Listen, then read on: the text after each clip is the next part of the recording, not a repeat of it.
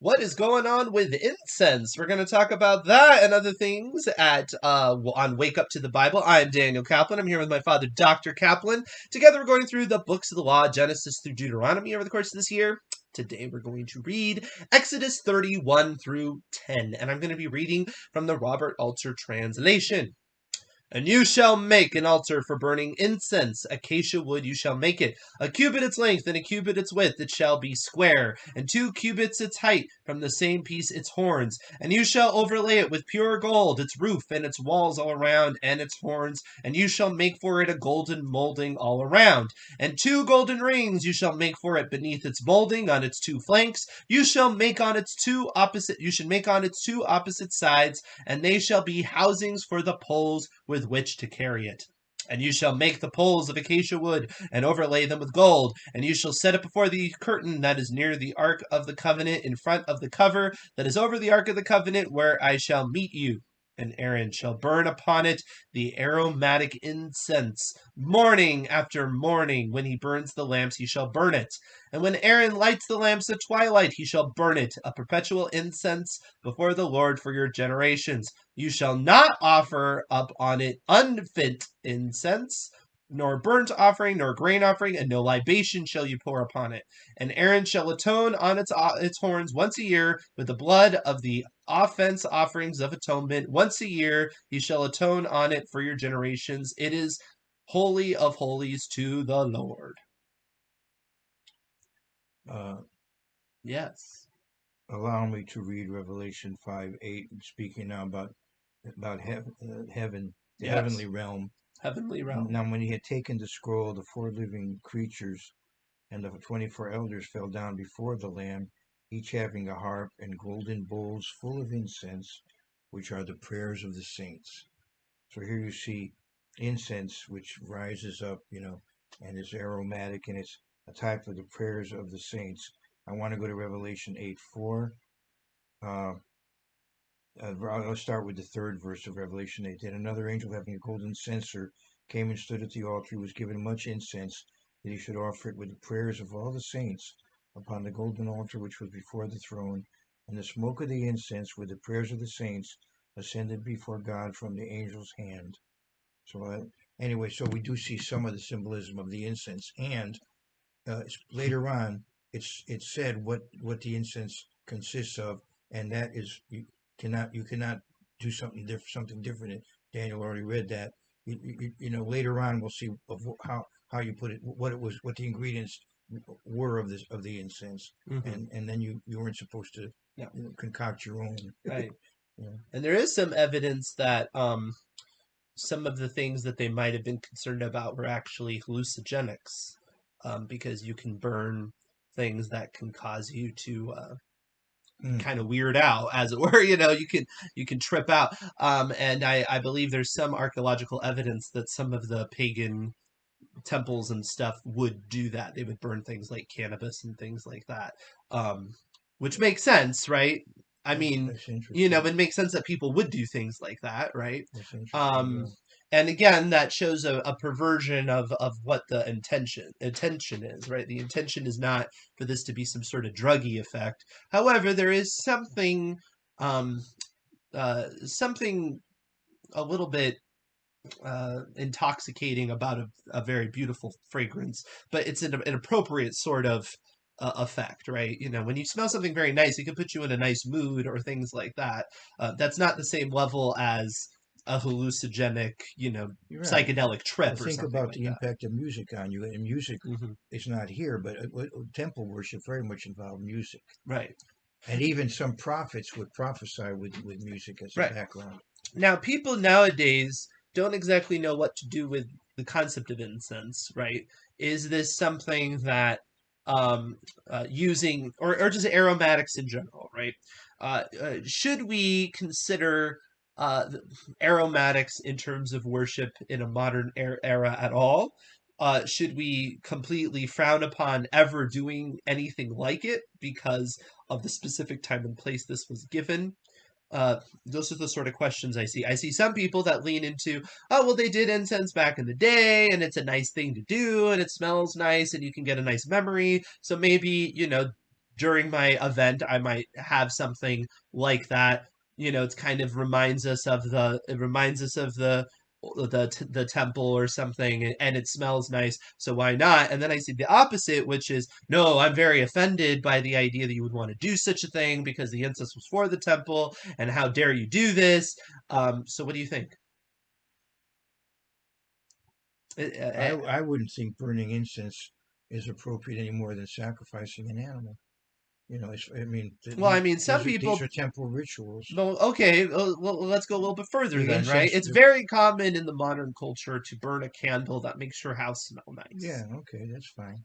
So your specific issue is anything that would remind you of this custom should be distanced from.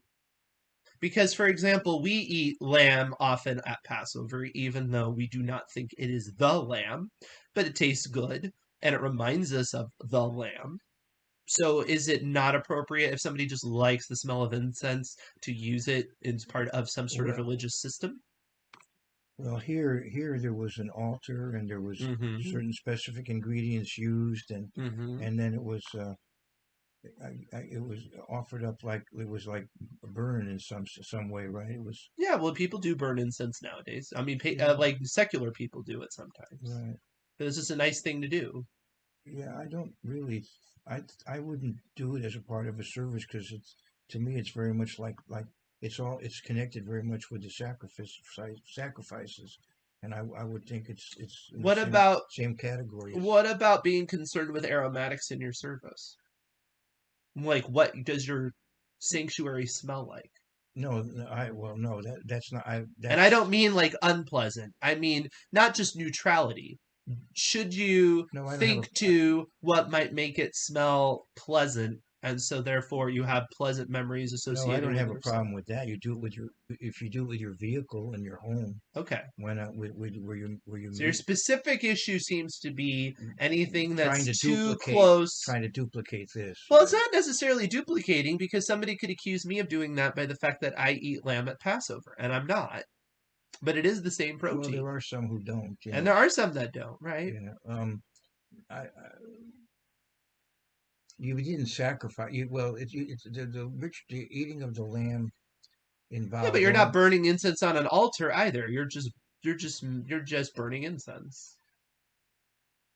Because the lamb had to be killed Burning and incense. I had to cook Well, it. I was more thinking about like what I saw in Russian Orthodox churches where the priest goes around and Oh yeah, no, no, no. There's spreads. a ritualistic way of doing it that's a little bit strange. Not strange, but you could make it part of your ritual. I wouldn't necessarily do that. No, I can't. I can't. No, if But somebody, let's say a congregation said, you know what, we like the smell of incense as a group. We like the idea that when you come to our I church, don't. it Yeah, smells like that because we yeah. kind of like the remembrance of the way it was back in the time. And it's not anything I that can't. they give a I mystical. can't look. I don't see how anybody could say anything to stop you. Well, I know, but you might think it's not a very good I idea, it no, I seems don't like. think. No, I wouldn't think it's a good idea because people might associate it. They might go too far with it mentally. So It might. you would make the same statement people would about eating a lamb, even though you wouldn't about eating a lamb. So it's interesting. It's a little inconsistent, but it's interesting. Because to me, it seems like the same point.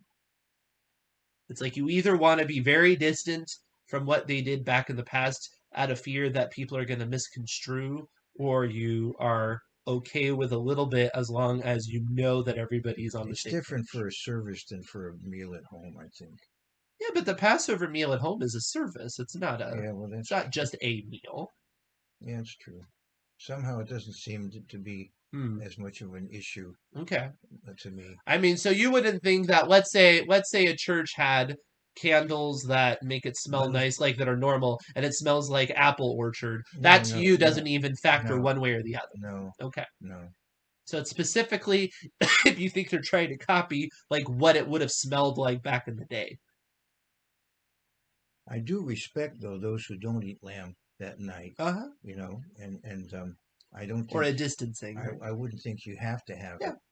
I would respect I honestly You when it obviously don't have to yeah. have it. Yeah. No, right. Honestly, for me, I can see both sides of this. So I'm not Um, I'm not really I can see where some people are like, doing anything that's kind of similar to temple ritual is gross because we're not the temple anymore. I also think, well, it's a nice remembrance, and maybe there was a certain value to it, and we can get that value out of it, even though, and I don't know. Because like you pointed out, certainly incense has a teaching element to it. And you don't have to lose it just because we don't have the temple anymore. So I don't know. It's a little bit. I can't be that dogmatic about it one way or the Uh, what would you do? You mean would you try to duplicate what they had, or other. I mean, not necessarily, but what if you did? well, that's the thing. If you But a lot of people don't do that. They just buy incense like at the store, and they're just like whatever is normal, which is probably not smelling I don't exactly like it I've would. never been I've never been You've never been in a church that had incense? that I have. I don't know how you avoided it. that you mean that they had it as just what Huh? they no I don't Just like you okay could come into my house and it smells like no vanilla. no I don't have a problem with that. Okay. No, no, that's fine. I don't Okay. have a problem with that. Okay. Well, I I was don't really like the smell of incense, by the way. no, So if you want to put me in a, if you want to put me in a mood where I'm like, ooh, no, vanilla or something, yeah, sure, but not incense. and Chocolate, yes. Make and your congregation smell like there's chocolate. That'd there's be awesome. there's an inter Coffee, I love the smell of there's an coffee. interesting ritual in which I used to participate regularly, Uh huh. and you can see it in any traditional synagogue Yeah. on Saturday night as they say goodbye to the Sabbath Oh, the smelling. to Yeah. preserve the beauty of the Sabbath, to kind of wish the Sabbath a fond farewell. Uh huh. They actually say a prayer Uh huh. and then smell aromatic spices. Yeah. They even have a nice container Hmm. in which they keep And it, they smell nice. and they smell it. And they smell it. The Yeah. congregation passes it around, Yeah. and each person takes a sniff Right. of the aroma, Yeah. as if to preserve just one more moment of the Sabbath before it goes away. And I've It kind participated of in. is an alertness too, because it's a potent smell. It's not like a pungent smell, but No, it's a zinger, right? The idea is I thought it kind of wakes you up, oh, okay. But anyway, I did that, for many years. Yeah. And there's memory attached to that. I mean, a lot of Yeah. people, if you want to talk to them about what's their favorite thing about holidays, they'll talk about smell. They'll talk about the smell of this food or that Right, food or whatever. right, right, So right, again, right. as part of your weekly Sabbath, incorporating smell, I would say don't leave that sense off the table. I will say though, you've got to be careful because there's allergies, there's sensitivity, there's all kinds of things to be concerned about. Right, right. But I wouldn't rule it out as a thing, and for the festivals as well. I joke around. I have a friend who really loves coffee brewing, and he's like, "How do I incorporate my love of coffee?" And I've always tried to tell him, "Well, the Day of Trumpets is about alertness, so some coffee." But the idea that I might come to a festival of trumpets service and it just smells like coffee, which I associate with alertness or something, I could see somebody thinking that would be a valuable teaching tool and kind of fun and kind of interesting, give you memories. I mean, yeah, I think we can use these tools a little bit to our perspective, Yeah, as long okay. as you don't get weird about it. If Of you course. if you treat it like a tool, then I think I can be good. So All right, something to think about. right. Don't forget the nose. And then we have the Last Supper example, or the whatever you remembrance whatever you want to call it, where the wine. Wine is very aromatic as well, and that's the blood of Christ is wine. It could have been another type of thing that is not aromatic, so I think that's helpful. So yeah, think of aroma. Don't just it's one of our senses. Don't just let it slip away religiously, I guess is what I'm getting at. Think it might be a tool you can use to your benefit. All right. Anything else before we move on? No. All right. Thank you so much. Please like, subscribe, hit the bell, and we will see you tomorrow.